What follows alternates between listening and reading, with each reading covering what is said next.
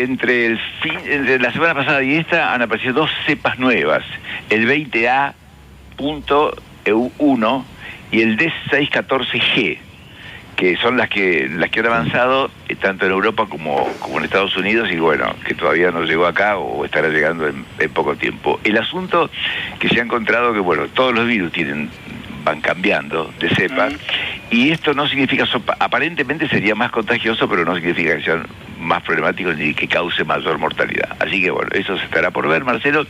El otro tema con respecto a esto es la novedad que hay una vacuna israelí en la cual nuestros amigos allá de Israel tienen mucha confianza, están empezando los estudios clínicos, ¿no? Así que bueno, ese es el otro punto. Y finalmente, Marcelo, lo que yo quería tocar era el tema de una nota que salió ayer de Rafael Bengoa, un sanitarista vasco, epidemiólogo. Sí, lo vi. Que él dice, Alemania manejó mejor que otros países la epidemia porque por integración, por lo menos hasta ahora, por integración de las regiones. No hubo como hubo en otros países, España, Francia, por ejemplo, donde no hay una coordinación fácil entre la nación, la provincia y el municipio. La segunda de las cosas, él dice, un acto fallido de la naturaleza en nuestro cerebro, que tiene fallas, que tiene sesgo, ¿no? Que espera volver a la normalidad como la conocía antes. Bueno, eso aparentemente por ahora no se piensa que va a ser totalmente así, pero la gente se comporta esperando una cosa que quizás tarde mucho en pasar o no pase nunca más. Después habló del fortalecimiento de la atención primaria, que es necesario y que no existe. En muchos países el tema de la atención primaria como queda de segundo lugar, y lo importante está en el hospital. En el hospital el 80% de la gente que se atiende son crónicos y sin embargo para un hospital general de agudos, como se llama en la capital federal. Y lo que él dice, hay que estar preparados para un tsunami de enfermedades crónicas que han descuidado su seguimiento durante todo este tiempo. O sea, de lo que se muere la gente, Marcelo, en enfermedades cardiovasculares, como 14, 15 millones de personas por año, de EPOC, 3 millones, enfermedades respiratorias, 3 millones, en fin, la cantidad de gente que muere por enfermedades crónicas es muy alta. Pero resulta que eso se ha dejado. Lo hemos hablado varias veces en el programa, los controles cardiológicos, los controles de cáncer, los controles de enfermedades neurológicas, factores de riesgo cardiovascular, enfermedades ACV, todo eso se ha dejado de lado. Entonces, o sea, encima que venía siendo una gran cantidad de complicaciones por las enfermedades crónicas que suelen no ser las mejor atendidas, porque todo el sistema de salud está preparado más para la enfermedad aguda, se suma lo que lleva casi un año en la que se ha postergado. Ahora se ha comenzado nuevamente, Marcelo, pero mientras tanto son los huérfanos, ¿no? Son los huérfanos de la medicina. La enfermedad crónica, pues se le da a la persona un tratamiento, bueno, vaya, ya ganó, la persona no la hace porque no tiene un seguimiento, no tiene una educación. Así que bueno, eso es una cosa a la que queríamos, yo lo he mandado, este recorte le he sugerido a medio mundo que lo lea, ¿no? El recorte de Rafael Bengoa, y lo quería compartir acá con vos, Marcelo. Un artículo muy importante publicado ayer como reportaje por el diario Clarín de ayer domingo. Sí.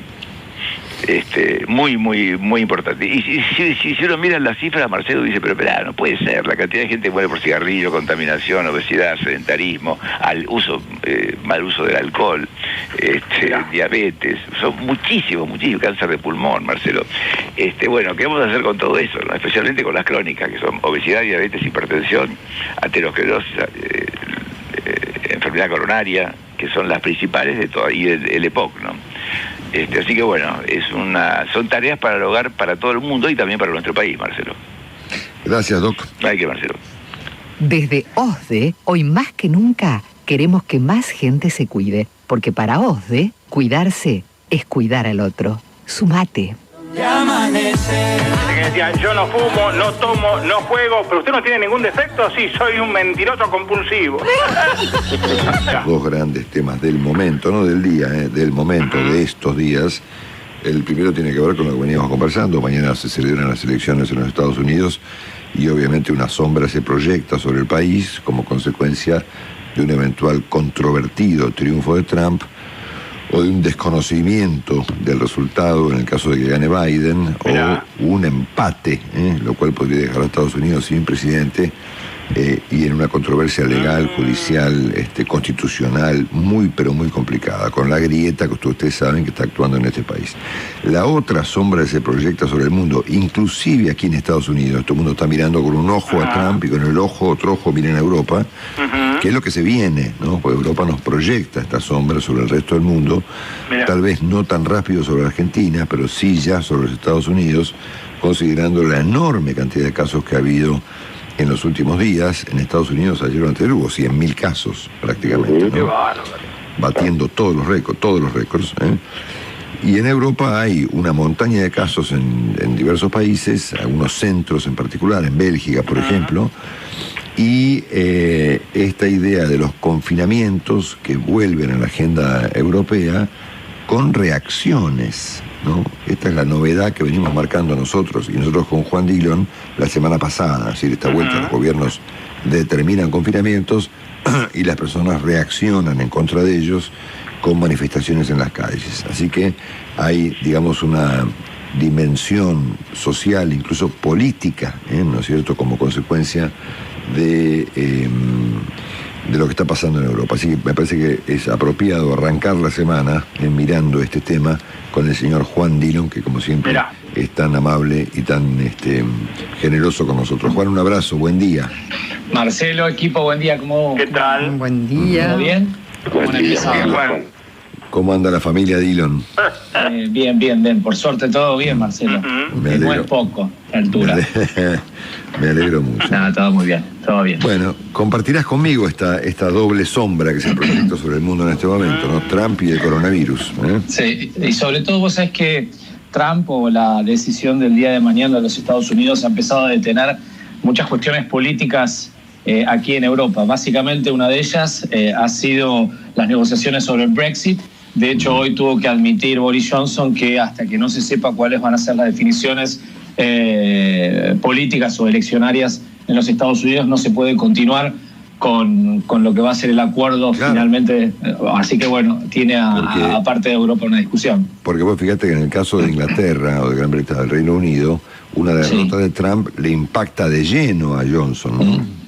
Exactamente, y esa es la virulencia también que tiene una elección en los Estados Unidos, que te diría que ha ocupado o está ocupando por estas horas la portada de los diarios, de los análisis, sobre todo el fin de semana, sobre todo por la posición que va a tener que tomar Europa con conflictos con China, con Rusia, con Irán, en la situación del terrorismo. No es lo mismo, claramente lo que dicen, es teniendo el presidente a Donald Trump que a Biden. Incluso si Biden es presidente, Angela Merkel debería tomar una decisión y una posición mucho más fuerte en lo que es la defensa de los intereses, si querés, de Occidente. Así que por estas horas ha corrido, no te digo que corrido, pero ocupa el 50% de los temas de análisis de los diarios, ¿no?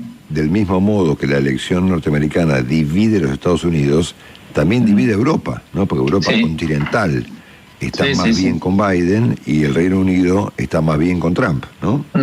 Sí, y el análisis que se hace desde Europa, Marcelo, es que si gana Biden habría una situación más incómoda de Europa, aunque parezca mentira, porque en muchas cuestiones de política internacional se ha escudado de tomar una posición firme Europa: coronavirus, la relación con China, terrorismo, el gas con Rusia, que si fuera Biden presidente va a tener que tomar una decisión y posturas mucho más enérgicas, incluso en contra de los intereses europeos. Así que en ese digamos, análisis, pareciera incluso, te digo que algunas editoriales que para el mundo convendría a esta altura que gane Donald Trump y que no haya sorpresas, y un presidente que pueda traer a este clima de situación de crisis internacional por el coronavirus, digamos, un escenario totalmente distinto.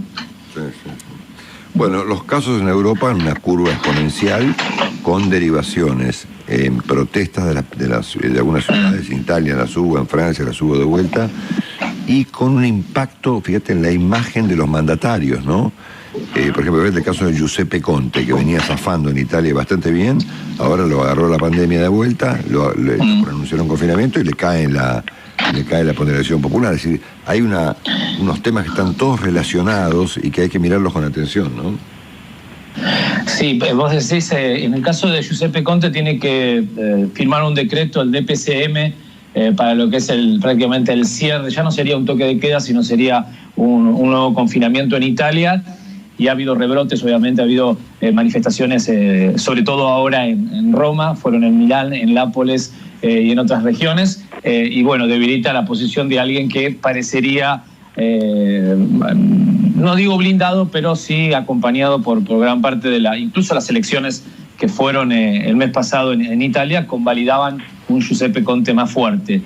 Claramente lo mismo está sucediendo con Pedro Sánchez, muy debilitado políticamente, con las autonomías que están tomando, las autonomías obviamente españolas están tomando determinaciones contrarias a lo que quiere el gobierno central, y manifestaciones muy fuertes el fin de semana, sobre todo con epicentros en Barcelona, en Madrid han cortado la Gran Vía, digamos una especie de fogata a cielo abierto, robo y saqueos de tiendas. Son muy, digamos, periféricas, todavía no aglutinan a gran parte de la sociedad, pero son llamativas. Son muy llamativas, Marcelo, sí. Y te diría, hay un caso también, que me parece el más grave de toda Europa, es la situación de Bélgica. Vos sabés que en Bélgica el 1 de octubre dejó la presidencia una mujer que, si bien Bélgica tiene datos terribles en cuanto al comportamiento del coronavirus, a la expansión de la curva de contagios, pero también es uno de los países con relación más grande de muertos por millón de habitantes. Sophie Wilmers, que era vista como una de las grandes, protagonistas, esas mujeres que han sido las principales líderes manejando el coronavirus, dejó el poder el 1 de octubre. Hay una alianza de centro-derecha en Bélgica, que en apenas, hoy estamos a un mes, ¿no? Si más o menos un mes de asumir, se ve en la cuerda floja de tener que convocar a la organización de un nuevo gobierno en virtud de esta violencia y este descontento generalizado que hay. Así que, es el matiz que está sucediendo es muy importante. Y en Francia también se va a sumar estas horas en algo que comentabas, y con esto te pongo un punto. Con respecto a esta insólita decisión de Jean Castex, que es el primer ministro francés, de suspender lo que son en los grandes supermercados, las grandes tiendas o los supermercados que tienen algún rincón para, desde zapatillas, algún electrodoméstico o flores, Marcelo. Cerrar, tapar, como fue en la Argentina, entiendo también, tapar estos sectores para que la gente no pueda comprar. Y la explicación es que, como no puede estar abierta una tienda de cercanía de electrodomésticos, y ante la presión de los comercios de cercanía, deciden finalmente cerrar la posibilidad de que la gente compre un producto no esencial en un supermercado. Claro, esto es un enojo generalizado. El mismo debate ocurrió en la Argentina y fue, totalmente inútil, ¿no? Pero bueno. Están enojados los franceses, muy enojados. Y claro, pero por supuesto, pero obviamente, ¿no? Estoy de acuerdo con los franceses, ¿no es cierto? Sí, totalmente. Bueno, volviendo a Bélgica, fíjate que hay un lugar, leí la historia el fin de semana, llamado Verviers. Yo no lo conozco, pero se lo ubica como el país de Madrid lo tituló como el agujero negro de Europa, ¿no? Mira. De ahí salió aparentemente gran parte de esta segunda ola tan potente, en una ciudad belga, justamente, ¿no? Vos sabés que el caso de Bélgica es, aquí en Francia se lo mira obviamente por los lazos que hay, por la utilización del francés, se lo observa con mucha atención, porque ha sido un país, como te decía, por un lado, con una alta calidad democrática y una representación en esta líder como Sophie Wilmers, muy particular, donde hubo muchos contagios, pero había, para decirlo, un aguante de sus sociedades. Pero nunca fue controlado el coronavirus. Entonces, ahí es la explicación de que nunca hubo, como en el resto de Europa, una curva tan marcada descendente como ocurrió en los meses de junio, y que abrieron obviamente el desconfinamiento y el retorno a cierta vida social, sobre todo en el verano. Bueno, ahora están diciendo que ese desmanejo desproporcionado en algunas ciudades de Bélgica, ha sido uno de los puentes para que salte al resto de las regiones europeas y sobre todo a España. España es el refugio, si querés, o el lugar de las vacaciones básicamente de todos los europeos, y parte de Italia, y de ahí, bueno, digamos, se ha expandido al resto de Europa. Sí, sí. Bueno, hablamos mañana pasado. Te mandamos un súper abrazo. Cuídate mucho, ¿eh? Un abrazo a todos. Buena semana para todos. Saludos. Señor Juan Dillon, inaugurando el programa. Tengo algunos ejemplos para graficar esto que estoy diciendo, que lo calificamos en el arranque del programa como la más ridícula y la más decadente liga de las potentes del mundo. Si se le puede llamar potente al fútbol argentino. Sí. Lo de Maradona fue muy feo. Duele en el alma verlo mal a Maradona, pero lo que pasó el viernes fue muy triste. Mirá. ¿Cómo va a estar previsto que un entrenador se vaya en el medio de un partido y te digan que eso es normal? ¿Dónde puede ser normal que un técnico se vaya en el medio de un partido? Llevarlo de la mano, darle besitos, bajarle el barbijo, darle una plaqueta en un partido sin gente para sacarse la foto con Tapia, Tinelli y el presidente de Gimnasia y después irse a la casa. ¿Eso es normal? Bueno, un uso desmedido de la imagen de Maradona. Los dirigentes que te dicen hay que cuidar el producto, y ayer en Defensa y Justicia y Colón hicieron los cambios con los dedos de la mano porque no estaba el cartel de los cambios. En un lateral no había protección, no había lonas, no había carteles. Un jugador se caía mal o lo empujaban y se pegaba la cabeza contra el cemento. Digamos, no se comenta porque no pasó nada, pero si un jugador se hubiera roto la cabeza, hoy sería el tema del día. ¿Eso qué producto cuidado es? ¿Qué producto cuidado puede ser no saber hasta un día antes del comienzo de la competencia qué cadena televisiva iba a pasar los partidos?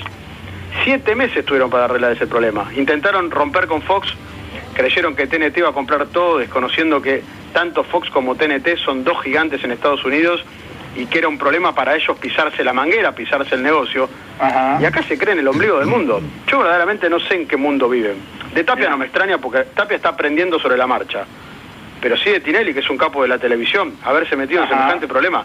Yo no sé cómo va a terminar todo esto. Si todo en manos de TNT, si compartidos, si se mete ESPN, si se mete el gobierno y habrá en el 2021 un fútbol para todos medio lavado.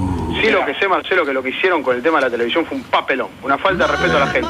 Total, un día antes de comenzar el campeonato, no saber quién iba a pasar los partidos, y con todos estos antecedentes, sumado al mal torneo que armaron y a los malos torneos que vendrán, con 26 y 28 equipos, 28, es un delirio, venderle el fútbol, el negocio al exterior, será una tarea complicada para estos dirigentes que, insisto, cuesta hablar de juego, porque lo que pasó todos estos días con la tele, con el River Camp, con Maradona, con lo que te dije del cartel, etcétera, etcétera, ha sido un verdadero papelón total.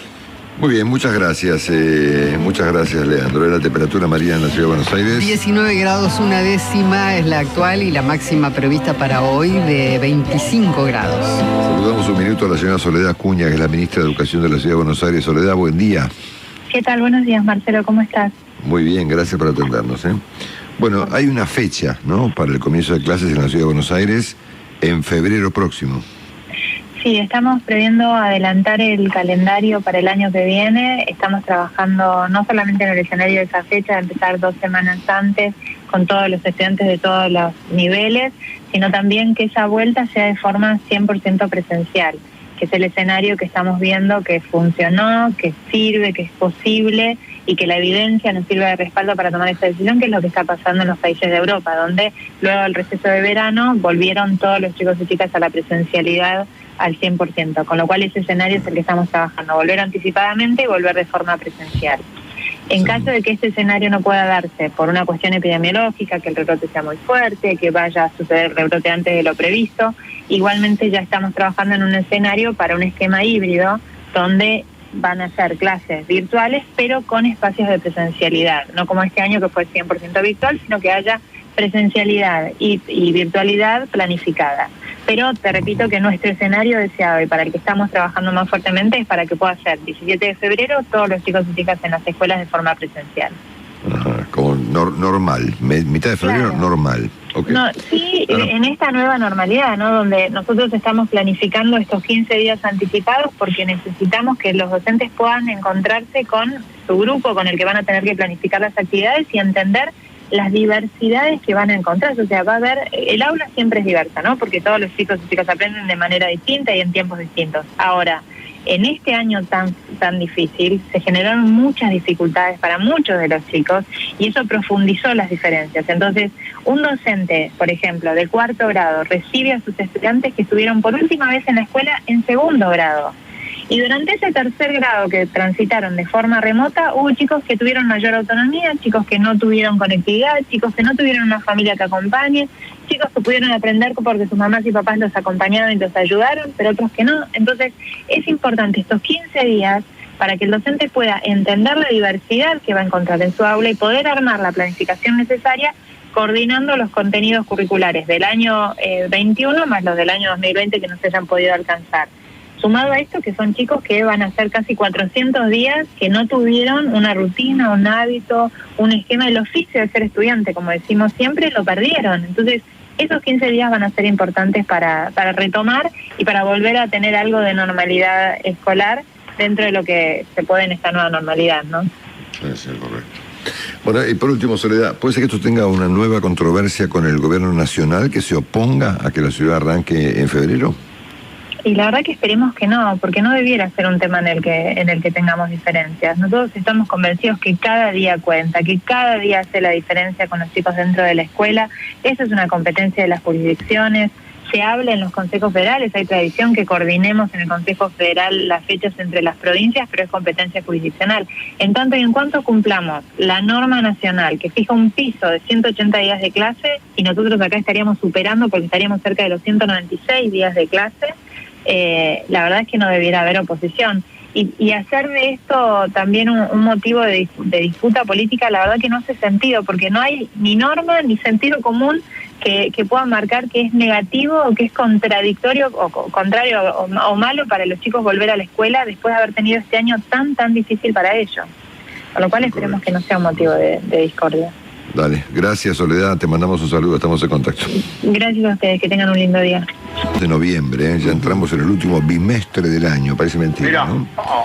Qué bárbaro este año, che, qué cosa más loca. ¿No? La temperatura en Buenos Aires, María. 19 grados una décima, la actual se esperan 25 para hoy, Marcelo. Bueno, si se interrumpe por las noticias, los vamos a completar después de las 9, y enseguida llegará Willy.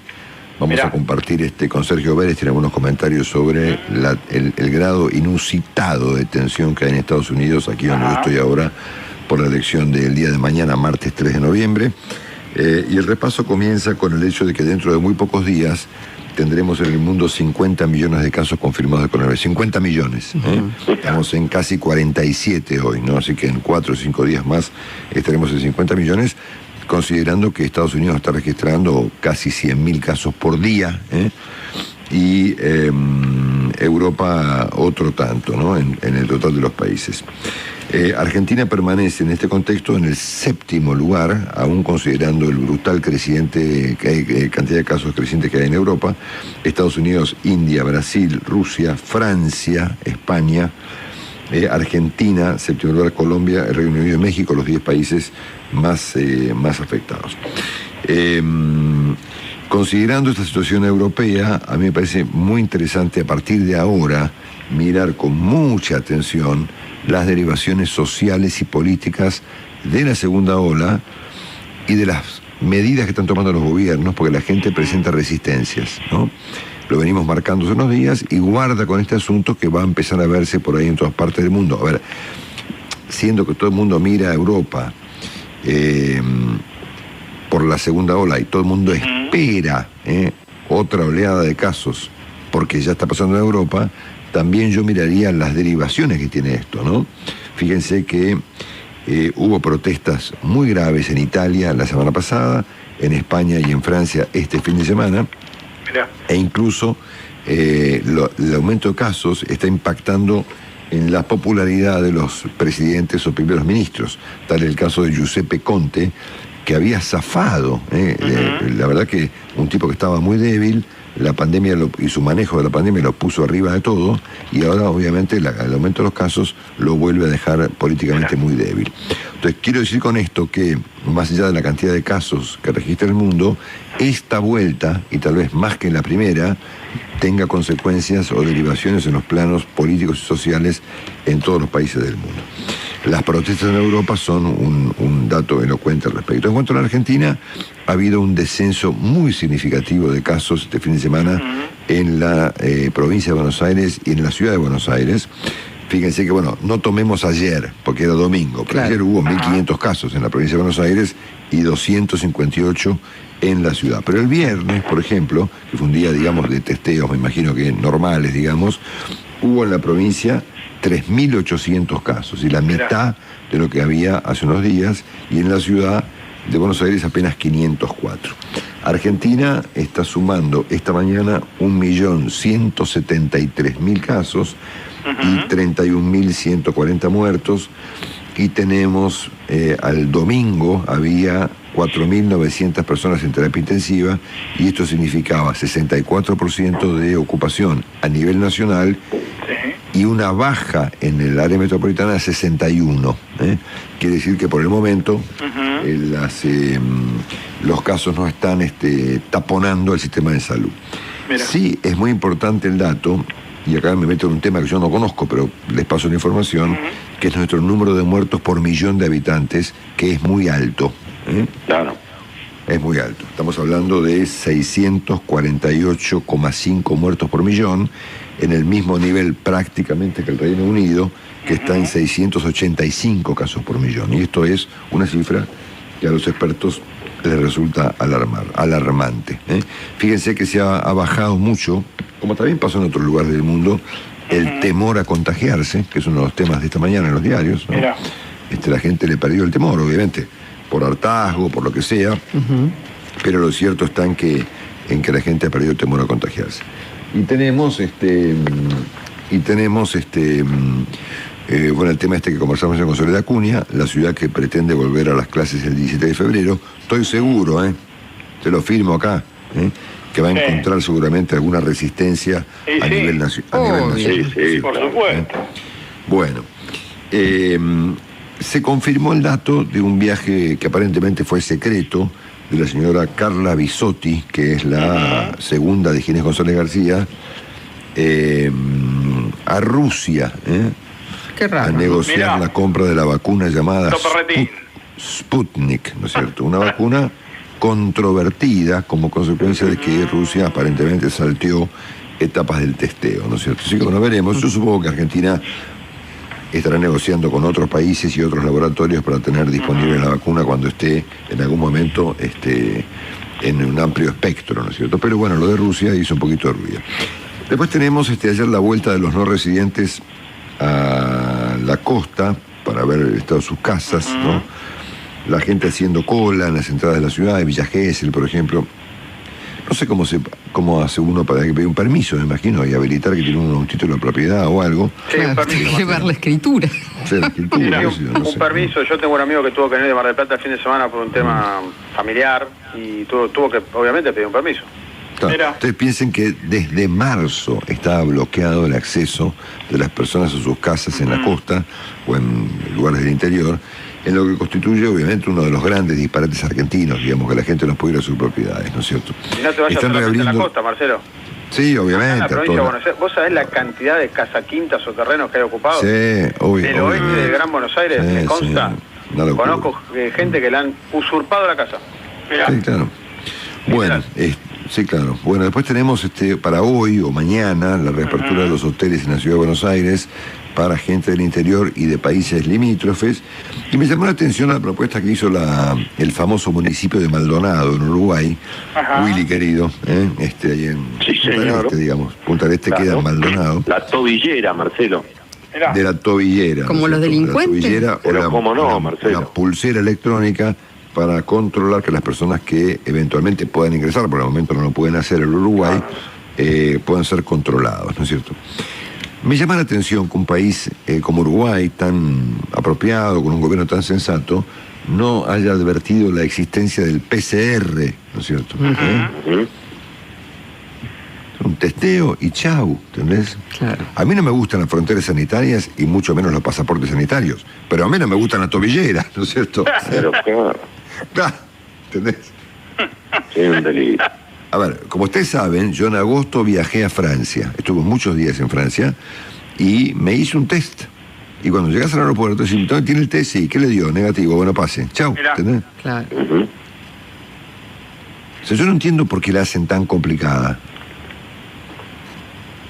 Es más, Qué bárbaro. hoy hay testeos rapidísimos. En Estados Unidos hay carpas en la calle donde la gente va a testearse. Mirá. Rápidamente, en un minuto. Pero bueno, lamento por Uruguay que se ha enredado en esta historia, ¿no es cierto? Bueno, fíjate que en el caso argentino, los turistas que vengan a Buenos Aires de Paraguay, Brasil y Bolivia tienen que hacerse un test, lo cual está bien, ponerle que está razonable, que eso es una manera de poder revivir el flujo de personas. Bueno, en cuanto a la economía argentina, Willy va a hablar en un ratito. Obviamente estamos con esta pulseada entre el dólar y finalmente las tasas de interés, ¿no es cierto? Los bonos que el gobierno emite de manera desenfrenada para tratar de controlar aquello que el ministro dijo que no era relevante, ¿no? Que es el dólar paralelo y sus respectivas derivaciones en el plano financiero. El viernes el dólar bajó mucho, quedó a 169, es una barbaridad igual. Pero claro. 169 pesos, en lo que todo el mundo supone una paz cambiaria que va a durar algún tiempo, ¿no es cierto? Lo que hay, sin duda, es una pelea, una tensión, un arbitraje entre el tipo de cambio y la tasa de interés que pagan los bonos que el gobierno emite para controlar justamente el tipo de cambio, ¿no es cierto? Asunto que nos garantiza un problema en el mediano plazo, claramente, ¿no? Claro. El presidente Fernández ratificó su intención de no convalidar un proceso devaluatorio. El Banco Central está reforzando los controles para bloquear importaciones o en todo caso postergar los pagos. Y el ministro Guzmán dijo algo ayer completamente asombroso, ¿no? ¿Qué dijo? Que el objetivo es reducir a cero, dijo, la diferencia entre los tipos de cambio. ¿Cómo es eso? ¿Y qué sé yo? Con una brecha del 100 y pico por ciento se ha puesto un objetivo complejo. Sí, importante, ¿no? Un objetivo importante, ¿no? Porque además él agregó que él pretende que confluyan para abajo, no para arriba, ¿no? Sí, señor. Lo cual es difícil de encontrar semejante verificación en la dramática historia cambiaria de la Argentina. Nunca pasó, ¿no? Sin duda. Sí, bueno, podría empezar el gobierno por eliminar los impuestos al dólar. Esa sería una buena forma de hacerlo bajar. Sí, sí. Así que veremos, Marcelo. Sí. Bueno, muy bien. Así que veremos cómo sigue esta historia. La Argentina está regalada, por supuesto, como consecuencia del tipo de cambio, y el gobierno supone que esto va a atraer a los turistas que por el momento no están viajando en ninguna parte, ¿no? Estamos como los cubanos, Marcelo, esperando que venga la plata de Miami. Sí, señor. Sí.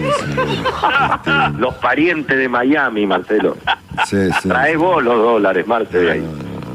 Bueno, acá no hay turistas, ¿no? Acá no hay turistas. Claro. Acá no hay turistas. En Europa no hay turismo. El turismo es un fenómeno que desapareció por el momento, ¿no? Entonces, si el gobierno supone que va a conseguir algún ingreso de dólares con el turismo, me da la impresión de que eso no va a ocurrir rápidamente, porque el turismo está afectado en todas partes del mundo, ¿no? En todas partes del mundo. Bueno. Además en Miami, Marcelo, si en Miami no hay turistas argentinos, no hay Miami. No hay turistas en ninguna parte. O sea, bueno, el turismo es un fenómeno que está fulminado.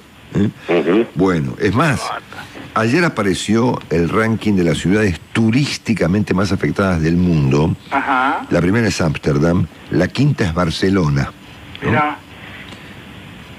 Que es una ciudad obviamente turística hoy por excelencia. Claro. Bueno, el turismo está complicado en toda parte del mundo, no es un problema argentino. Bueno, muy bien. ¿Qué más les puedo contar en este repaso que lo terminamos rápido? Que, vuelve el impuesto a la riqueza en la agenda del Parlamento.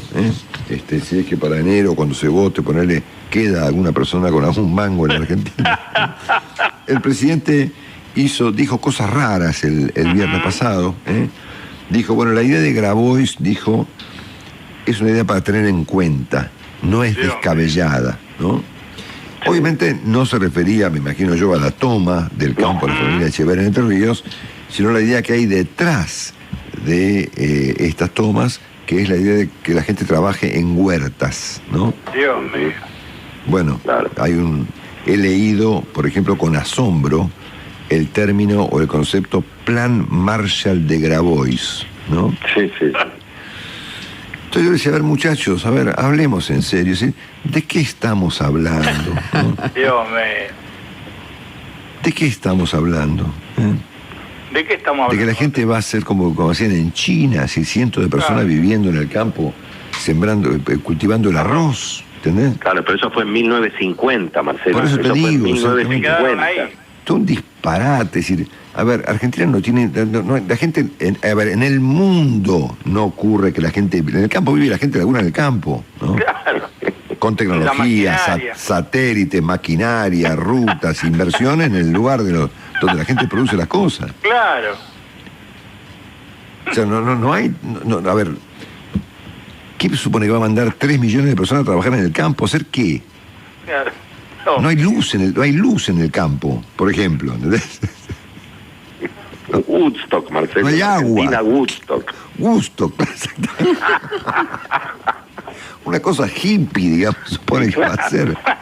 Qué lindo. Entonces, ahora que el presidente diga que esto no es descabellado, yo me imagino lo habrá dicho para quedar bien con Grabois, ¿no? Y sí, bueno, si viste que se supo este fin de semana todo el poder tan importante que tiene Juan Grabois. Está lleno de funcionarios. Legisladores, funcionarios. Maneja claro. planes, yo qué sé, bueno, Sí. Un mundo propio, digamos, ¿no es cierto? Uh-huh. Bueno, así que nada, toda una cosa, todo un proyecto, todo un disparate de proporciones monumentales, ¿no? A ver, la gente vive hoy en día en el mundo del comercio, eventualmente de la industria, de la tecnología, digamos, de la educación, ¿no? Uh-huh. Mandar a la gente a vivir al campo es un proyecto de medieval, ¿no es cierto? Pero viste, la gente repite, no, claro, y que vayan a trabajar al campo, ¿a hacer qué? ¿Entendés? La gente no trabaja en el campo, ¿entendés? Yo entiendo, como dice Willy, que hay mucha gente que vive del campo en una cadena agroindustrial muy sofisticada. Claro, ¿no? Mucha tecnología. Bueno. Claro. Bueno, el presidente dijo además, no tengo ninguna vocación de volver a esta normalidad injusta. Y al mismo tiempo agregó que hay que sentarse a dialogar para hacer un nuevo acuerdo social, ¿no es cierto? Ahora, nadie llamó a nadie para dialogar, ¿no? Es verdad. Por lo menos que yo sepa, los teléfonos no suenan, ¿no? Uh-huh. O sea, la Argentina habla del diálogo ahora porque Cristina dijo que el diálogo... Toda una fantasía realmente extraordinaria, ¿no es cierto? Bueno, el doctor Zaffaroni, como siempre puso la nota, dijo que el desalojo de Guernica no me pareció propio de un gobierno peronista, ¿no es cierto? Bueno, muy bien. El presidente ha ratificado que no va a cambiar su gabinete, luego de, por supuesto, la carta de la señora Kirchner, que ha generado, obviamente, este fin de semana una montaña de conjeturas, respecto de qué nivel de agudización tienen los problemas dentro del oficialismo, ¿no es cierto? Contestó Santiago Cafiero, uno de los aludidos en la carta, dijo, yo no soy un funcionario que no funciona, o soy un funcionario que funciona, mejor dicho. Lo propio hizo Vilma Ibarra, que elogió los términos de la carta de la señora Kirchner. Me alegra escuchar a Cristina decir que quien decide es el presidente. Bueno, sí, obvio, ¿no? Entre tantas interpretaciones que ha habido de la prensa, de los columnistas políticos y demás, voy a tomar la de Andrés Malamud, que es un politólogo argentino que vive en Portugal, que fue consultado por La Nación, y él entendió que Cristina Kirchner está diciendo que viene una tormenta en la Argentina y que ella no es la responsable. Me pareció una interpretación interesante sobre la cuestión de la carta de Cristina. Imperdible la nota de Alejandro Bonestein en Clarín. Una cosa sensacional desde todo punto de vista.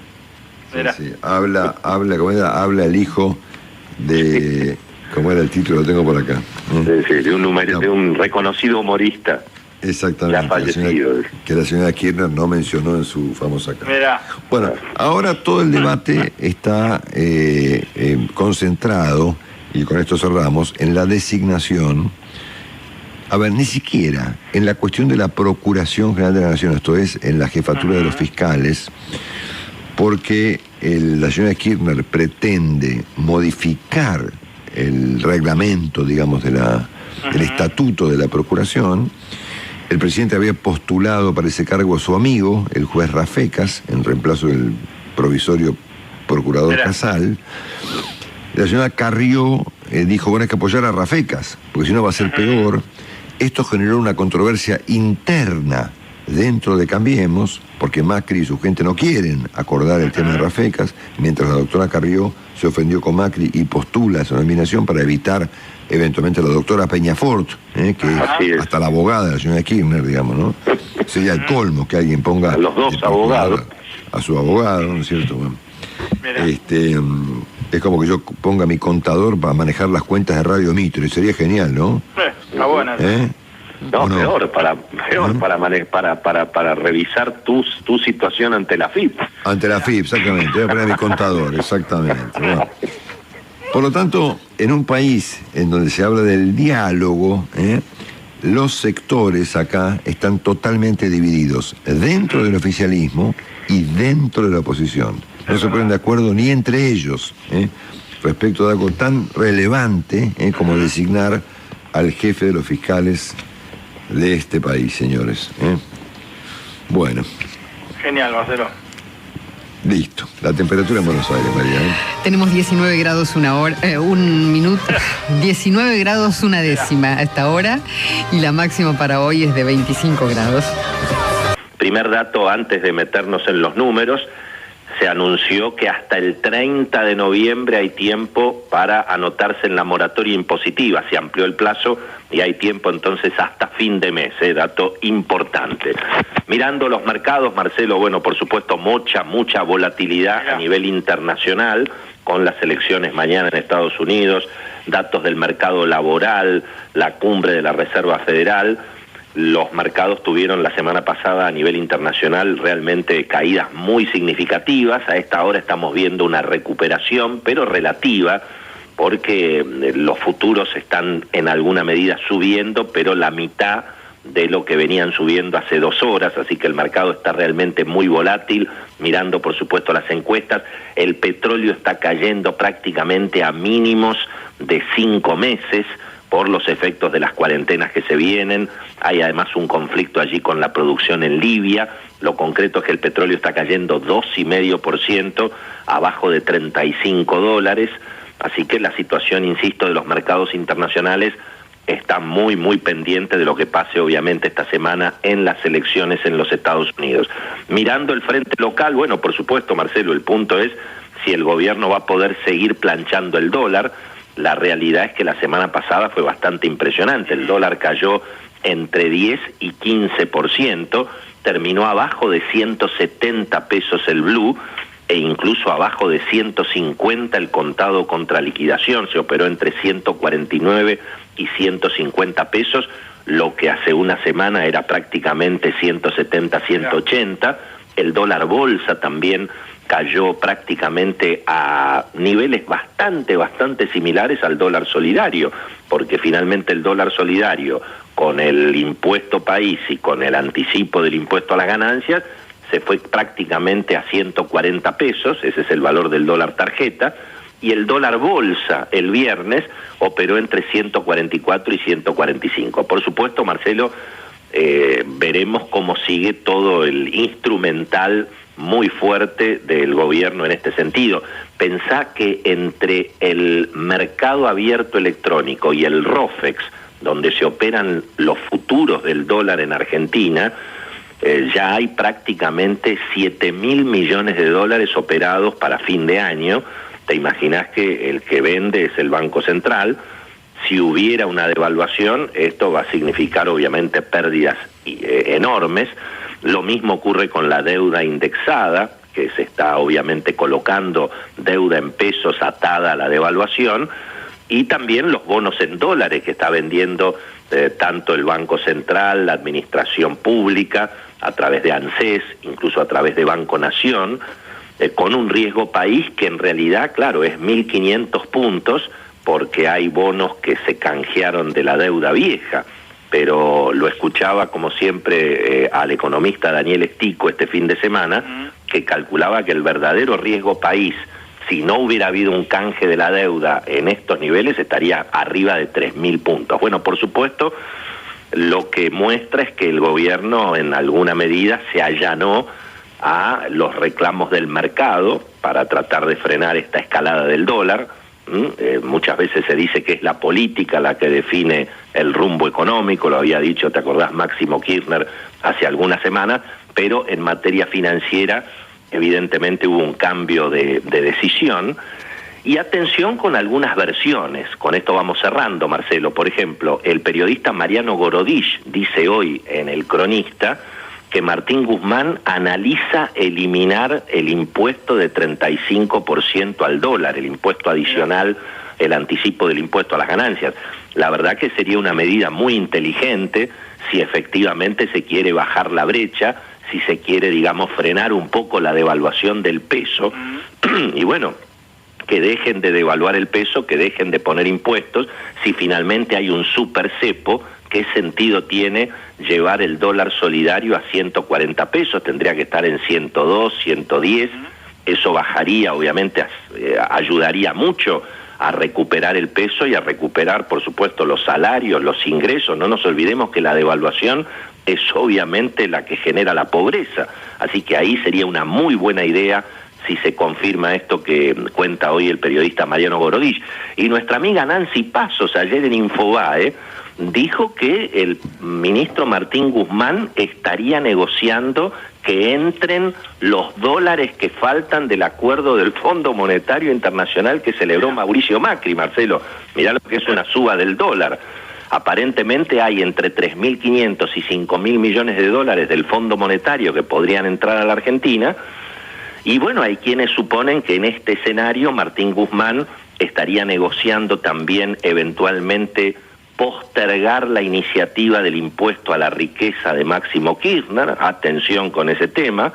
Algunos dicen que por eso Máximo estaba enojado y no defendió el presupuesto. Recordemos, Marcelo, que se aprobó el presupuesto en la Cámara de Diputados y por primera vez en la historia democrática el jefe de la bancada del oficialismo no defendió el presupuesto de su propio gobierno.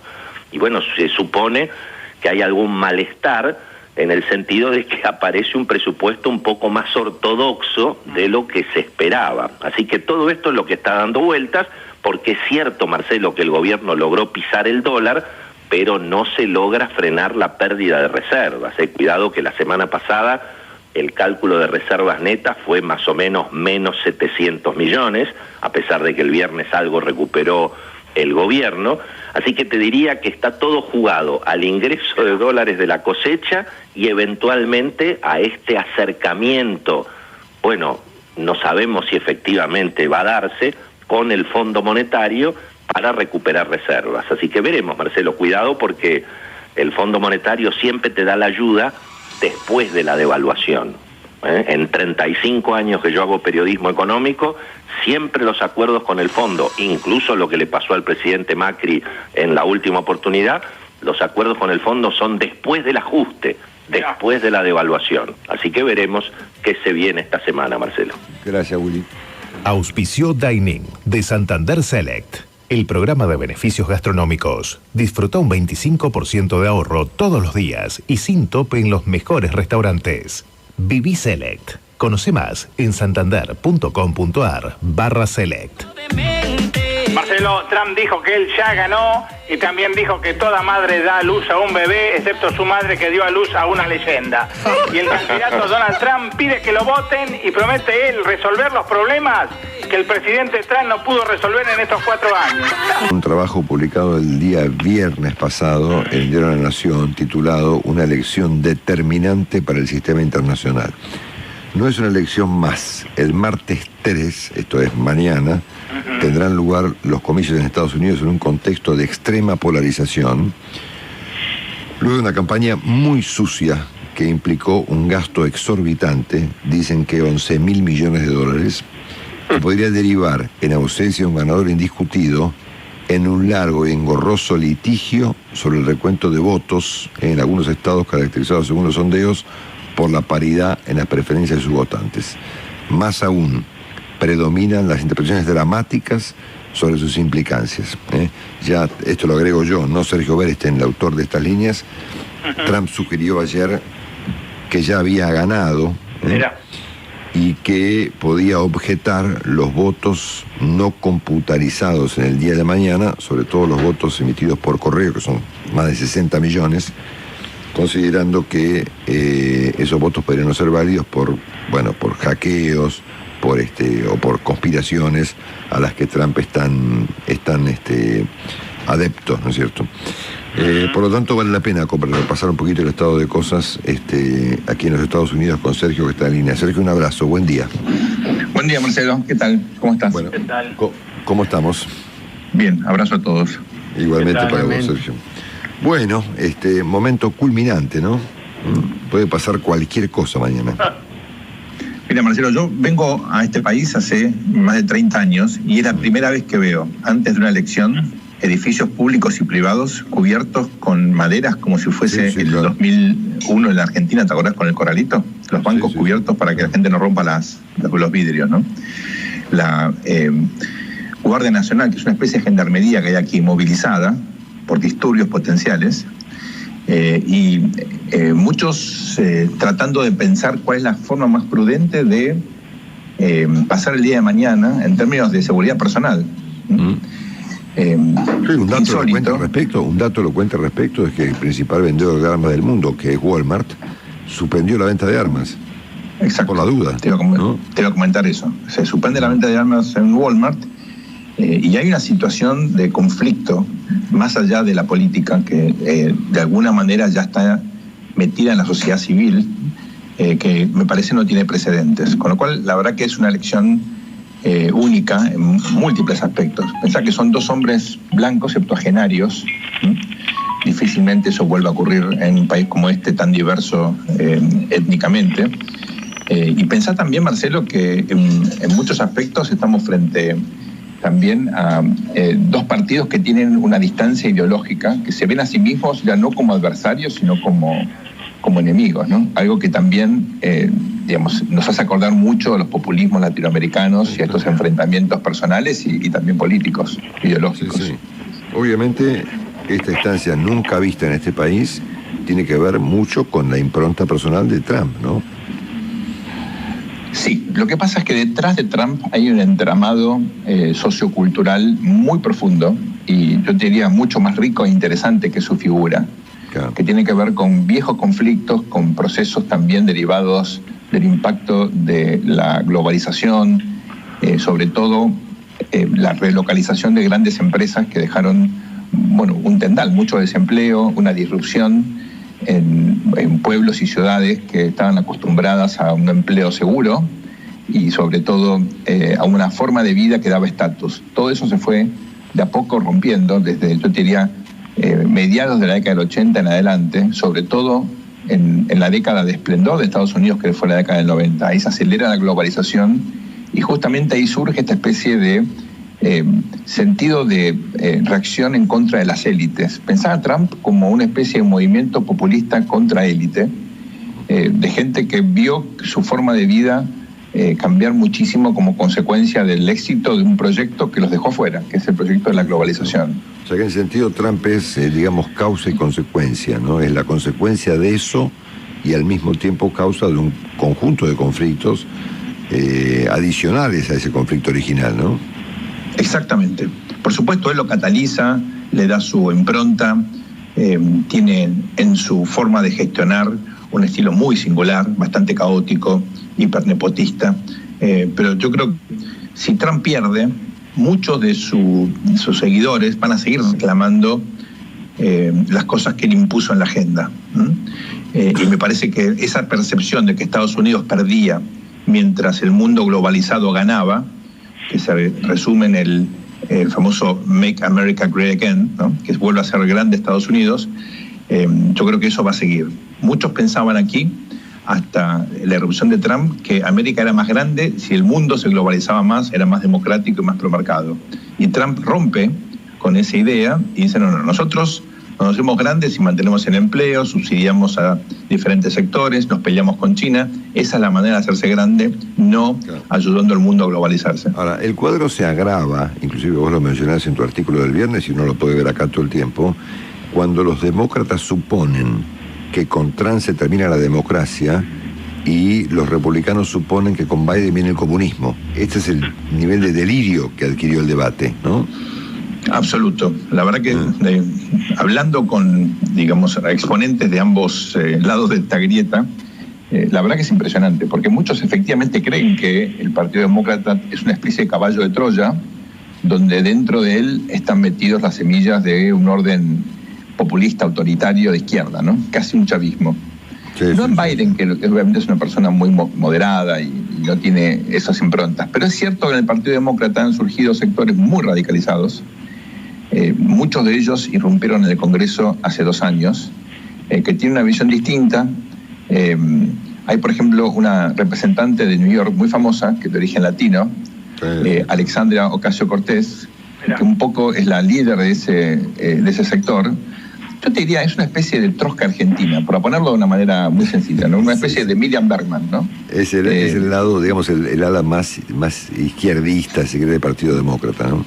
Exactamente. No es mayoritaria ni mucho menos, pero es cierto que muchas veces tienen posturas extremas y una especie de concepción antimercado.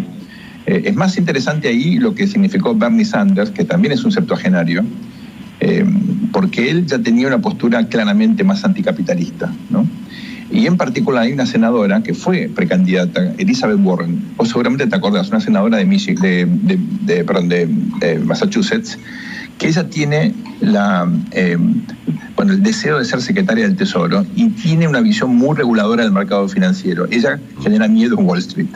Entonces todo esto junto genera una ensalada donde obviamente los republicanos sacan partido, porque si a eso le sumas movimientos sociales que no directa pero sí indirectamente generaron hechos de violencia, ¿no? Por ejemplo, el movimiento Black Lives Matter, la vida de los negros importa, u otro aún más extremo se llama Antifa, antifascismo, ¿no?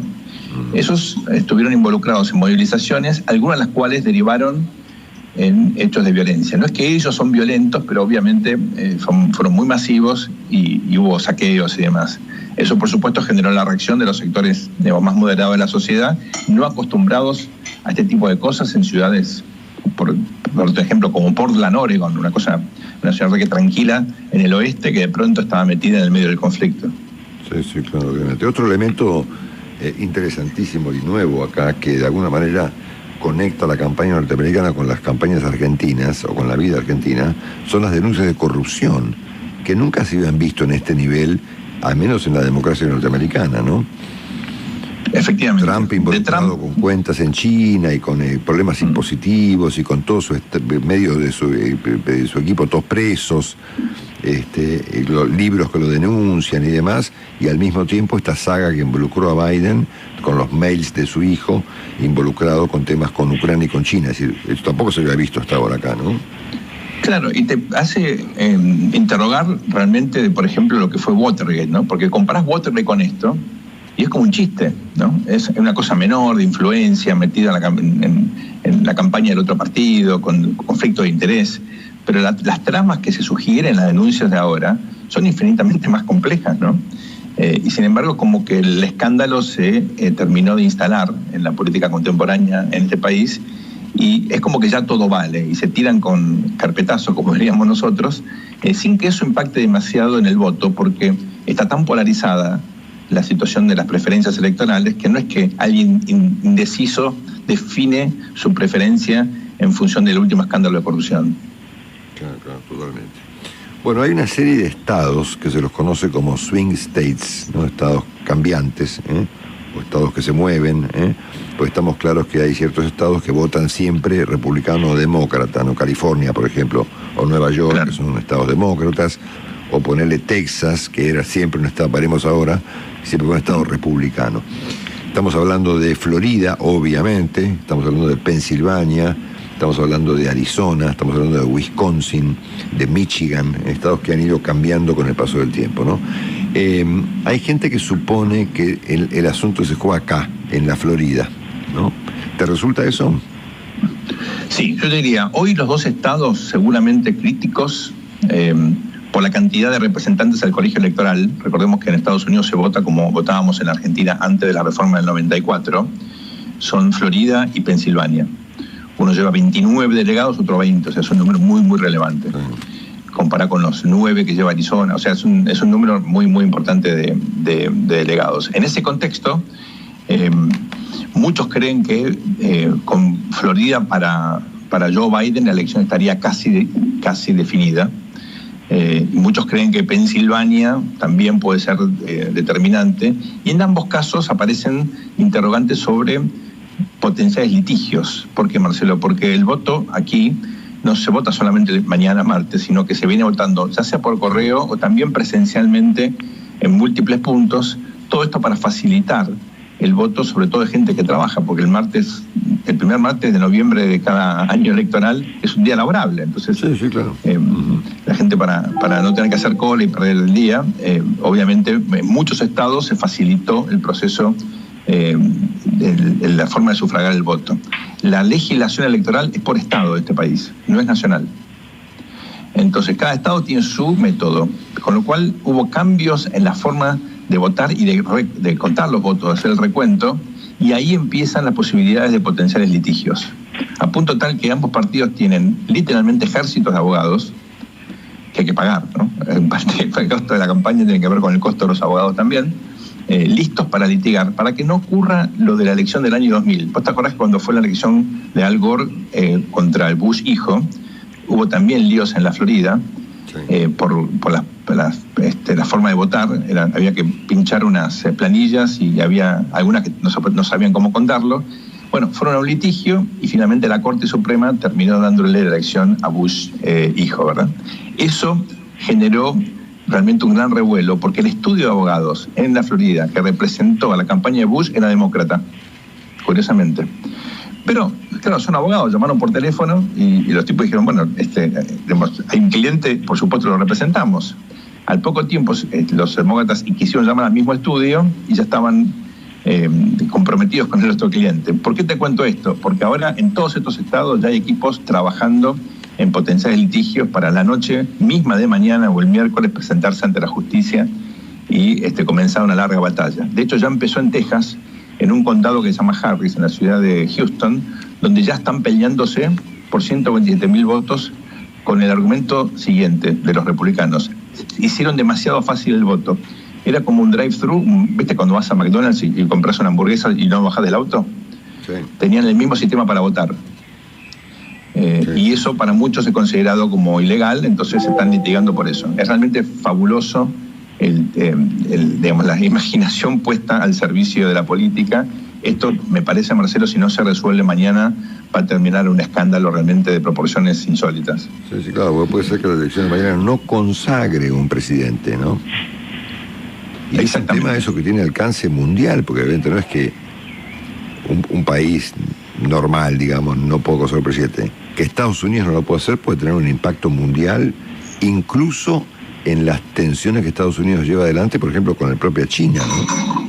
Bueno, ojo a los mercados, porque cuando fue justamente el litigio entre Gore y Bush, el S&P, digamos, la bolsa cayó 7%. Imagínate ahora con los líos que tenemos ya derivados de la pandemia y de todas las distorsiones económicas, un déficit fiscal que en Estados Unidos es insólito por lo alto. Fíjate que la revolución conservadora de Trump, por supuesto, no tuvo en cuenta la cuestión fiscal, gastaron de una manera realmente impresionante y encima bajaron los impuestos a los ricos, con lo cual aumentó el déficit fiscal. Pero esto puede ser determinante, porque cuidado del cimbronazo, muchos creen que esto puede llevar a una corrección, que en castellano quiere decir que baja la bolsa, ¿no? Sí, correcto. Bueno, será un día seguramente electrizante mañana, para Estados Unidos, por supuesto, y para el mundo entero. Sin ninguna duda, y yo creo que la atención va a estar puesta no solamente aquí en Washington, sino justamente en estos estados, en Florida, en Pensilvania. Cuidado, también hay algunos estados en el medio oeste, Ohio, por ejemplo, Iowa, que parecían republicanos y hay algunos sondeos que indican que podrían cambiar de color. Yo lo que quiero indicar acá para finalizar, Marcelo, es que todos los escenarios son posibles. Puede haber un triunfo arrollador de Biden y puede haber un triunfo de Trump donde puede perder el voto popular pero ganar justamente los estados claves. Ambos escenarios hoy tienen algún grado de probabilidad. Eso es correcto. Bueno, hablamos en la semana, seguro. Un abrazo grande, Sergio. Abrazo, Marcelo. Cuídense mucho. 19 grados 1, para hoy 25 de máxima, ¿eh? Bueno, María, Flow es para vos, ¿eh? Sí. Mirá. Para vos que te gusta ver contenido argentino, María. En Flow tenés una gran variedad de series y películas argentinas para disfrutarlas donde y cuando quieras. Muy bien. Sí, porque además... Era pie. Además, Sí, le pasa que el Flow es tan bueno que acá está. Sí, y además, si sos cliente de Cablevisión, tenés una app de Flow gratis en tu celular, tablet, compu o Smart TV. Claro, ¿qué estás esperando? Descargate la app. Flow es para vos. Marcelo, hay que reconocer la vitalidad de Trump, de estar dando discursos de 1 hora y media. Le dijeron, vamos, presidente, a guardar un minuto de silencio. ¿En honor a quién? A nadie, es para que te calles la boca un rato. Sí, señor. La última de Leandro, vamos, Bueno, Marcelo, la última tiene que ver con la Fórmula 1. No para de ganar Hamilton, ahora en Imola. Éxito número 93 para el inglés, que se arrima al 7º título mundial en la Fórmula 1. Bottas, su compañero de Mercedes, fue segundo. El tercero, el Renault de Ricciardo. Mercedes ganó la Copa de Constructores de la Fórmula 1 por 7ª vez. Igualó Lotus desde el 2014, todas al hilo. Impresionante. Nunca una marca había ganado 7 torneos de constructores en fila en 70 años de la Fórmula 1. El más campeón es Ferrari con 16, luego está Williams con 9, McLaren con 8 y ahí con 7 vienen Lotus y Mercedes. Un Ferrari que este año va sexto, ni siquiera pelea el podio. El Red Bull es el segundo y en tercer lugar lo están peleando Renault, McLaren y Racing Point. Todavía quedan 4 carreras, Estambul, 2 en Bahrein y la última en Abu Dhabi. Pero más allá de su casi seguro 7º título al hilo, Hamilton tiró un bombazo después de la carrera. Puso en duda que vaya a renovar con Mercedes. Dijo, me gustaría quedarme, pero no tengo ninguna certeza. No lo garantizo. Y de algún modo puso en duda su renovación de contrato con Mercedes, que yo creo que va a terminar arreglando, a no ser que el tipo diga, me tomo un año de descanso, un año sabático, después vuelvo. Pero dijo esto después de la carrera, cuando está muy cerca de ganar otra corona, y obviamente se prendieron las alarmas en lo que era una fiesta de Mercedes por ganar la Copa de Constructores, este manto de duda que dejó Hamilton, que tiene que renovar su contrato con Mercedes. Marcelo. Gracias. Auspicia este segmento Dining, el programa gastronómico de Santander Select. Bueno, murió este fin de semana Sean Connery, a los 90 años, víctima de alguna complicación relacionada con un cuadro de demencia senil. Ustedes recuerdan que él arrancó siendo futbolista. ¿Así? O por lo menos pretendía ser futbolista. Bueno, cosa que lo conecta con otras figuras del espectáculo mundial que querían hacer una cosa diferente a la que finalmente fueron, ¿no? Hemos visto últimamente un montón de casos de gente que tenía una marcada vocación, por ejemplo, por ser arquero, Sí, o en todo caso futbolista en Escocia, claro, como en el caso de Connery, hasta que advirtió un día y dijo, che, si yo soy futbolista a los 30 años me voy a morir de hambre. Entonces ahí resolvió ser actor.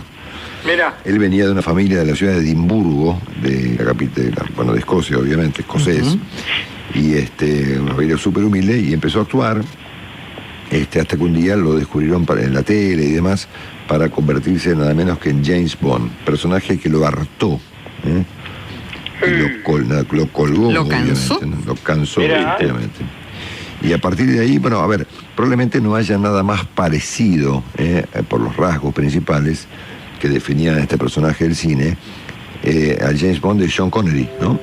Claro. No hubo tal vez otro James Bond tan parecido. Usted fíjense que si uno encuentra o busca qué cosa era James Bond, encuentra un personaje frío, inteligente, eficaz, extremadamente observador, audaz, implacable, decente, reservado y elegante, ¿no? Todo eso era. Todo eso de James Bond, exactamente al revés que todos nosotros, ¿no? ¿Cómo? ¿Cómo podés decir eso, Marcelo? Tampoco y tan diferente. obviamente con un atractivo muy particular, al punto tal que el propio Connery fue designado hace como cuando tenía 60 años o 59 como el tipo más sexy del mundo. Mira. Creo que es un récord que nadie pudo efectivamente superar.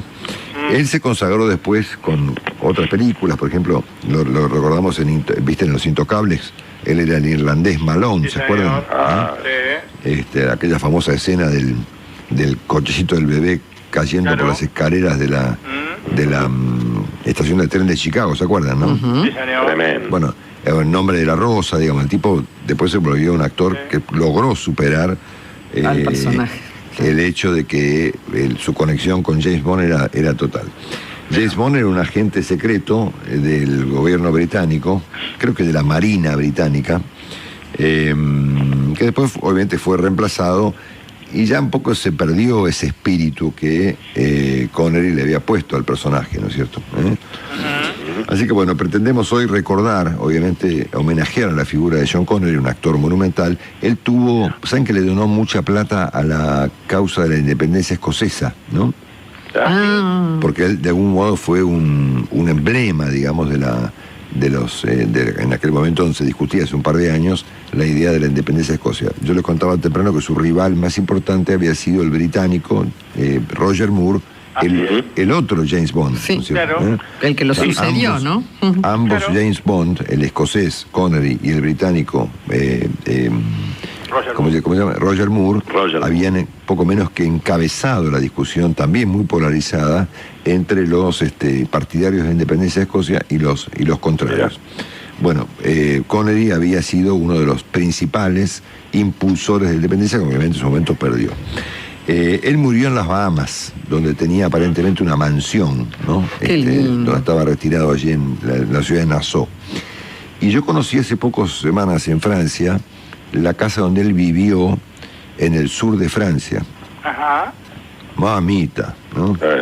Parece la de los malos de James Bond. Si no vivía, si él no podía vivir en una mansión, una antigua casa, en un lugar en los Alpes marítimos, arriba de una montaña, ¿no? Una casa que fue comprada, él se fue de ahí hace unos años, era un campo, ¿no? Entre las montañas y demás, y él, esa casa fue comprada por el dueño de la empresa SAP, ¿vieron la SAP, la empresa de la de tecnología de Alemania? Bueno, pero él vivió en una especie de palacio, en una especie de castillo ahí en el sur de Francia durante mucho tiempo, ¿no? Bueno, así que recordamos a la figura de Sean Connery con la música más importante de toda la historia de la saga de James Bond, que fue la música del Doctor No, el satánico Doctor No, señores. Mirá. Señor Connery, obviamente el personaje de James Bond, uno de los colegas de James Bond, nuestro amigo Max, va a sumarse a este homenaje. ¿Qué tal? Hola, ¿qué tal? Ha muerto Sean Connery. Así es. Sí, señor. El número uno de los número uno, Marcelo. Exactamente, así que bueno, ¿él era de control o de caos? De control era, ¿no? Él era de control. Era de control, claro. Los que eran de caos eran los otros. ¿Se acuerdan usted, digamos, de la pistola de oro? El revólver de oro. Usted era como la contracara de Sean Connery, ¿no? Si él era un tipo recio, frío, audaz, calculador, valiente, elegante. Usted un desastre. El super agente 86 era un tierno, Marcelo. ¿Está diciendo esto a mí o se lo dice a Sean Connery? No, se lo digo a usted. Nosotros lo diseñaron como contracara de James Bond, ¿no? No, nosotros estamos con Max, Marcelo. A muerte conmigo, gracias. Te escuchamos. Aquí estoy, María, muchas gracias. Para repasar, la Bolsa de Cereales de Entre Ríos señaló que octubre terminó como el octavo mes del año con lluvias por debajo de lo normal en esa provincia. Lo que significa, alerta naranja para ingresar al trimestre noviembre, diciembre y enero, el de mayor exigencia hídrica y partiendo de reservas escasas, de manera tal que puede significar un pulso seco importante para la producción agropecuaria. Esto para los que están gastando a cuenta de la soja. Hablando de la soja, a $384 ahora, está bajando, más allá del clima. Las elecciones presidenciales en Estados Unidos están influyendo hoy, de manera tal que veremos más tarde qué pasa. María. Buenísimo, a la tarde te esperamos en Encendidos, gracias. Hasta luego. Chau, chau. El señor Longobardi, ¿cómo anda? ¿Cómo anda? Hola, Mariah. ¿Qué haces? Acá nos estábamos comparando con James Bond. Sí. ¿Quién se comparaba? Estábamos intentando a ver si podíamos parecernos en algo, claro. Y lo veo difícil. No encontramos en todos los elementos que caracterizaron al personaje, que fue obviamente interpretado tantas veces por el señor Connery, Así es. de su fallecimiento. vos fijate, ¿no? El tipo era frío. Sí. En eso podemos parecer. Bueno, inteligente. Sí. Eficaz. Hasta acá estamos en el horno, ¿no? Sí. Observador, extremadamente observador. Y vos sos un poco observador. No está, audaz. ¿Audaz? No, audaz no sos. Implacable. Eso sos, implacable sos.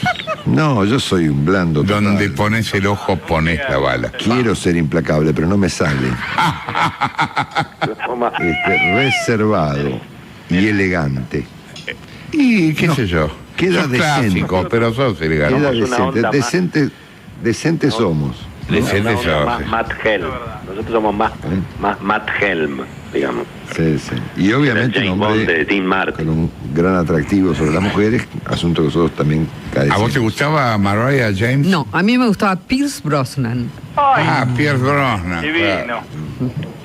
¿A vos no, tiene más prolijito. No, a mí me gusta, si vos me decís como tipo, más Sean Connery que Brosnan.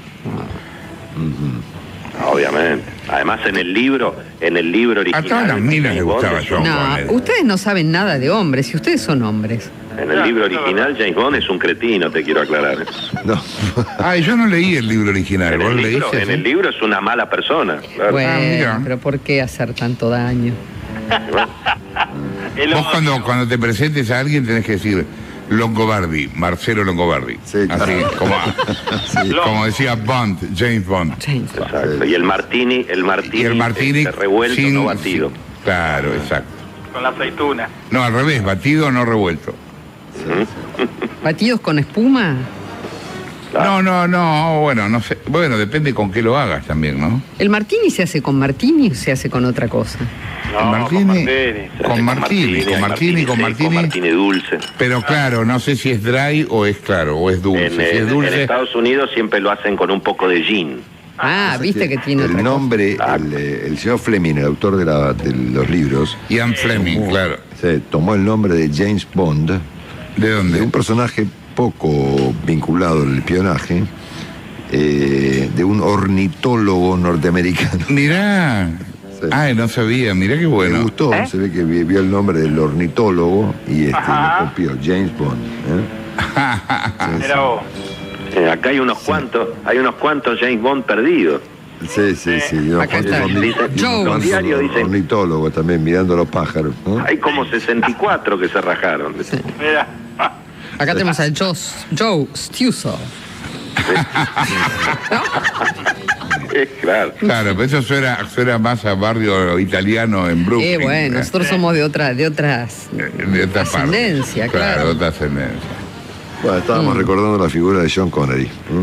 Sí, igual viste que con los años las películas de Bond se fueron haciendo cada vez más inverosímiles, pero a la vez más divertidas, ¿viste? Claro. Sí, como que el tipo ya sale de situaciones absolutamente increíbles. Sí, actualmente, digamos. Claro, actualmente, sí. No, pero la última que se hizo con ese rubio que tiene cara de Putin, ese es el ruso. El ruso. Ese es un James Bond bastante parecido a Danny Craig, decís vos. Sí, el que es parecido a Putin, no sé cómo se llama. Danny Craig. Sí, será. Замечательная картинка, и я вас слышу прекрасно. Gracias. Sí. Ahí te saludó. Ese es un duro. Te saludó Vladimir Putin. Sí. Добрый день. Mirá. Dobrequín. Se viene la vacuna, Jorge. Se viene la vacuna, fue a buscar Carla Bisotti, ¿no? Ahí sabes la música que te van a poner cuando te vacunen. Pero vos no tenés toda la información, Jorge. Te voy a agregar. A ver, contame. Digamos, ¿no? La vacuna se llama Sputnik. ¿Sabes? Sí, claro, Sputnik. Como el cohete. Claro, como el primer cohete.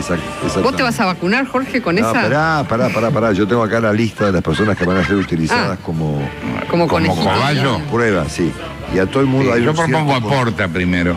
No, hay un cierto consenso sobre que la persona apropiada por características personales, por la fama, por el prestigio. Me vas a cagar, me parece. Que tendría a nivel. Estás rumbeando para cagarme.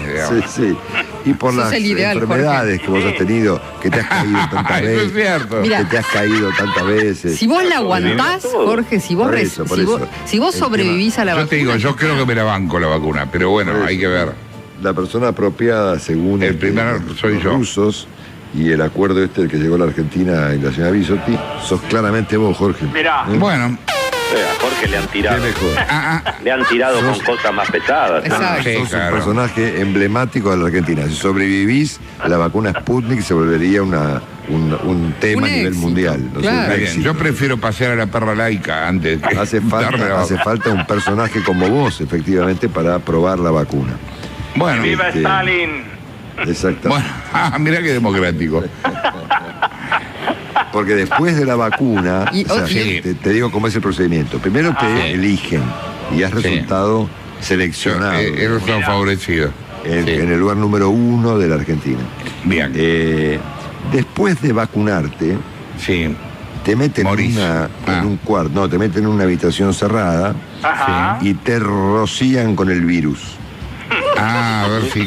Para ver si está... O sea, te escupen encima. Pues si te vacunan, ¿te quedas en tu casa o no, doctor? Claro. Obvio, así no se puede probar así. Tenés que exponerte. Tenés que exponerte a Siberia. La nueva. Dicen que es en Siberia donde... Yo estuve en Siberia. Tenés que exponerte a una versión del virus que se llama G14G. D614G. Ajá. Te toca esa voz. Que es un virus recontra concentrado. No, es el jugo de murciélago. Es la última de las... Hay 2 nuevas mutaciones, la 20AEU1 y después tenés la D614G. Sí. Esa te toca a vos. Igual te digo, si uno sobrevive, Alberto, ya, esto es una boludez. Jorge. Vengo de meses de cuarentena y me la estoy bancando. Por eso. Te meten en una... ¿Sabes qué? Dame 2 vacunas. Pero claro, ¿qué nos puede pasar a nosotros? Te Hemos acostás resistido cada en cosa. una camilla y viene un muñeco, un ruso, que lo tenemos acá, es un amigo nuestro. ¿Cómo está? Danny Craig viene. Sí. Te agarra. ¿Cómo anda? ¿Viste eso que antiguamente usaba para echar flit? ¿Te acordás? Sí, claro, la maquinita del flit. Exactamente. Y me tira con eso el virus. Todo muy moderno, ¿viste? Te rocía con claro.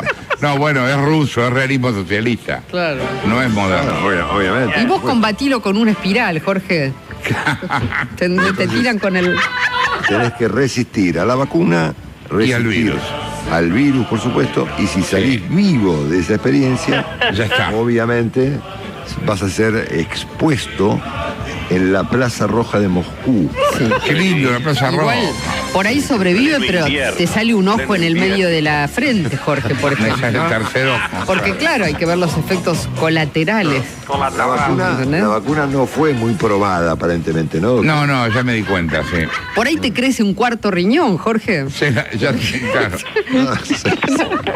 Imagínate, tengo un riñón ruso de golpe. Sí. Por ahí te viene bien. Mirá, imagínate la estatua de la nata ahí al lado de la tumba del... ¿Vos ya me das por muerto que para la estatua? ¿Tienes previsto qué ocurriría en el caso de que el experimento con la nata no funcione? Y hay que pensar en una segunda persona. No, bueno, si no funciona, yo les pido que hagan el Centro Cultural La Nata. Marcelo, vos que sos fuerte, que no le temes a las enfermedades ni nada. El CCL. Serías el plan B. No, yo el contado con liquidación, mirá, el CCL. El CCL. El voluntario. Y ahí ponen la estatua dentro del CCL. Yo prefería esperar la vacuna en hospitales, farmacias, salitas de primeros auxilios y en la AFIP. Ahí te vamos a vacunar seguro. Yo prefería esperar el experimento de Oxford, de Pfizer, o el ¿Por qué esa desconfianza? Israelí, digamos. ¿Por qué esa desconfianza? Porque yo soy más propenso al occidentalismo. Vos sos medio comunista. No tendrás miedo. Vos también sos medio zurdo, Marcelo. No lo querés a Trump. Bueno. Va a ser obligatoria. Pero obligatoria. Yo soy medio comunista con eso, pero Trump, pero la nata es peor que yo. ¿Cómo? Al final yo estoy a la izquierda, a la derecha, estoy de todos lados. La vamos a hacer obligatoria. ¿Obligatoria? Por supuesto, la nata. Está bien. Y si la gente le quiere sacar el culo a la jeringa, como se dice habitualmente. Bueno, Es que ahí va en el media. brazo, Jorge. ¿Va en el brazo? Sí, te Ah. agarran y te agarran a la fuerza y te agarran del brazo. te agarran el brazo. Y ¡fum! Como dice Longobardi. Te vacunan.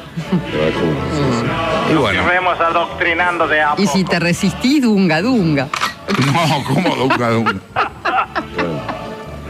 ¿Vacuna o dunga? No, bueno, prefiero vacuna. Sí. Si me dan a elegir. Pero antes dunga. Alberto, una pregunta. Desde el punto de vista científico, digamos, médico, desde el punto de vista humanitario, ¿no? Es una tarea muy digna la de ser sometido a este experimento doble, ¿no? La de ser cobayo, digamos. En el caso de Jorge tiene... Porque él es una especie de mensajero, ¿me entendés? Es un gran mensajero de la comunidad. Se transforma en una especie de gurú, Jorge, te transformás. Sí, pero yo prefiero ser un gurú vivo, digamos. Vos querías fama, Bueno, qué gracia. ¿entendés? querías ser famoso. Bueno, Ahí yo tenés lo que les eso. pido es si falla la vacuna, el CCL. ¿Cómo el CCL? El Centro Cultural La Nata. Ah, ¿Dónde te gustaría? pensé que el contado con liquidación, querido. ¿Dónde me gustaría tenerlo? En Nordelta, al lado de tu casa. No. Bueno, cómo no, ahí se puede hacer. Yo puedo. Rodeado de Prosegur, así, toda la manzana. Yo no soy muy influyente ahí, pero puedo mandar una carta. Y ahí podríamos mandar un hacer. mail. Con salida al lago, querría. Exactamente, sí. Así veo a los chorros que van en canoa, ¿viste? Y ahí podríamos hacer un edificio tipo Les Invalides, ¿no? Claro, Ahí poner. está, claro. Y ahí la gente, los turistas que lo vayan a visitar. Claro. Sí. Cobramos Ya de por- entrada, por supuesto. Como la tumba de Napoleón, Jorge. Ponele. Con una llama Eterna. Votiva, una llama votiva. Llama eterna. Sí, claro. No, porque el gas está bravo, No te hijo de puta. Ya me entras a ratonear el gas. Pero usamos. ¿Vos te das cuenta? Pero podemos usar bioetanol. Claro. Una lamparita que se ponele. No, como una lamparita, Mirá una que la llama votiva. electricidad.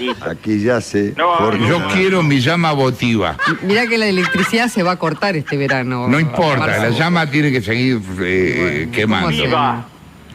Aquí yace Jorge Lanata, que dejó su vida En Por pos- la vacuna rusa. En pos de la humanidad. Por el partido, Jorge. Sputnik. Por el partido. Y en beneficio de la humanidad toda. Ahí tenés. Así es. Exactamente. Si es por el partido, el discurso lo lee Heller. No. mi entierro. Le podemos pedir, por ejemplo, un discurso. A Heller. No, si es por el tengo partido. un personaje mucho ¿A más quién? interesante. Tedros Adhanom. No. Ah, el de la OMS, claro. El de la OMS. Ahí está. ¿Y ¿Quién Grabois es? no te gusta? No. Grabois no, podría ser, pero mirá si me quiere expropiar el centro. No. No, Tedros Adhanom. Yo creo que el Kisilov, personaje- que empieza y no termina más. No, porque grita y no. Tiene que ser hombres de la ciencia, ¿no? Gente de la doctor- ciencia. El doctor Comilló. Cornilló tiene que hablar. Kreplak. ¡Cadáveres! Tedros Adhanom, ¿entendés? El doctor Fauci, podemos pedirle al doctor Fauci. Ah, Fauci podría viajar. Que Trump lo quiere. Hoy no se viajes por Zoom, Jorge. Ah, ni siquiera vienen los hijos de puta. obviamente. Obvio. A ver si se contagian. Imagínate si no funcionó con vos la vacuna, estamos en el horno. ¿Viste lo del Washington Post que yo citaba ayer, que Argentina es un criadero de virus? Sí. Porque vos fíjate que Trump ya anunció ayer en uno de sus tantos desenfrenados actos de campaña que lo quiere echar a Fauci. Ah, ¿no lo había echado a Fauci en un momento? No lo echó todavía. Ah, nunca lo llegó a echar. Fauci planteó su predilección por Biden. Sí. Lo Fauci quiere es un echar. cerdo también, un traidor. No, bueno, pasa que el tipo tiene un cargo técnico, no es un político. Está fijo. Está fijo de la época de, qué sé yo, de Carter que está. Es como lo de la corte, digamos. Claro, sí. Es un infectólogo norteamericano por profesión, digamos, es un cargo técnico, ¿no? Ok. Imagínate que un podía. infectólogo acá venga a decir que va a votar contra el gobierno, Marcelo. No podría. Tampoco. O sea, Trump quiere Siberia. A Trump Siberia. quiere un ¿Sabes cuánto infectólogo. dura? Porque además te cuento algo más. Ayer acusó a los médicos de lucrar con la pandemia. Mirá. Wow. y de lucrar con los muertos. Sí, sí. Está desatado el tipo. Desatado, total, sí, sí. Y cada discurso dura 1 hora y media, imagínate la cosa que dice. Mira vos, ¿qué hizo un curso con Cristina? No. Ayer dijo que ya había ganado la elección. Ayer dijo, ya gané. Y vos, porque ves más allá, Marcelo. Claro. Sí, en una de Con lo cual, esas. si pierde, él ya avisó que no perdió. Mira. Hubo fraude. Acá se arma un lío mañana, Jorge. Sí, va a ser un quilombo. Venite para acá, Marcelo. Igual no hay resultados mañana mismo, ¿no? ¿O El sí? Bolonqui se va a armar el miércoles. Sí, bueno. Claro, el miércoles, martes, miércoles. Sí, sí, sí. Marcelo, si fuiste para allá en busca de paz, no sería no el mejor. estás en el lugar indicado. No. Y está Marcelo. Vení, que acá estamos bastante tranquilos dentro de todo. Está Marcelo a postal. Está bajando el dólar, vuelve el 1 a Van a 1. decir que el lío se armó porque vine yo a mirar Sí, de sí, cerca bueno, las elecciones. Y bueno, se verá, ¿viste? Si se pudre todo es tu culpa. Hechos sagrados, Marcelo. ¿Cómo, perdón? Los hechos son sagrados. Es verdad. Todo lo demás es opinión. ¿Y qué tiene que ver eso? ¿Y vos dónde estás? ¿Estás ahí? Y se armó el quilombo ahí, Marcelo. No se armó todo. Vaya donde vaya, se arma. No, pero nosotros vemos que se va a armar. No, pues es unánime que se va a armar. Todo el mundo opina. Mira. Estuviste en Francia, mirá lo que pasó, Marcelo. Exacto. Sí, claro, volvió la segunda No ola. vayas a ningún lado más. Ahora vas a Estados Unidos, ¿viste? El dólar acá. Lo peor es que en Estados Unidos va a bajar el dólar, ¿me entendés? Es horrible. Marcelo, vos sos el quilombo. Y va a subir el peso argentino. Y va a Eso subir el estaría peso, bueno, claro. Hace algo al Nunca respecto. visto, Jorge. Están tapeando los negocios. En algunos Sí, lugares. te escuchaba, es increíble eso. Están tapeando los negocios, sí. Peor que acá, imagínate. Walmart dejó de vender armas. Ah, mira. Acá Walmart vende armas, no. No. Pero acá nosotros... Lo único que falta es que acá vendan armas. ¿Te imaginas? Claro, Aquí olvídate. es el principal vendedor de armas, Walmart. Sí. Mirá. Sí, ¿te acordás el documental que había hecho, ¿cómo se llama? El documentalista ese? Michael Moore. Moore. Que iba a Walmart justamente a comprar armas y eso, sí. Sí, una locura. Michael Moore. Armados los unos a los otros, dice el dicho. Sí. Bien. Bueno. Así está la historia, señores. Está Nachito por si lo querés saludar, Jorge. Ah, ¿está Nachito? La ¿O gente hace pregunta, mucho? la gente pregunta ¿qué pasa que Nachito no viene más al programa? Porque lo está por contratar otra radio, Sí, parece. para mí se está peleando el cachet, ¿eh? Claro. Hola, Nachito. Hola. Hola, ¿cómo andas, viejo? Bien. ¿Todo bien? ¿Ya desayunaste? Sí. La gente te extraña, Nachito. ¿Viste que tiene Instagram ahora, Nachito? No, me estás jodiendo. No, te juro, es @Nacho Bonzante. Si lo querés seguir... @Nacho Bonzante, Nacho qué Bonzante, grande, sí. qué grande. Es nuestro Mirko. Es toda una estrella. Y queremos que le den el Martín Fierro digital para este año, ¿eh? Dios te oiga. Está muy bien. Vamos, Nachito. Está muy bien. Lo proponemos desde aquí. Ahí está. Bien. Bueno. Te mandamos un Señores, abrazo. me preparo para la vacuna, ¿eh? Mañana es la vacuna, mañana. Mañana, bueno. Sí. Prepara el Mañana, brazo. Durante el pase, porque además quieren que sea, aparentemente, es una acción promocional. Digamos. Claro. Quieren marketing. O sea, tomo aguatónica durante la vacuna. Sí. Hay un PNT, hay un PNT. Hay un PNT. Está de la auspiciada, vacuna. está auspiciada. Yo digo, Bueno. hola María, y ella me dice, sí, Marcelo. Sí. Digo, ¿qué tal la vacuna Sputnik? Sí. No sabés lo que es la Chao. Chao.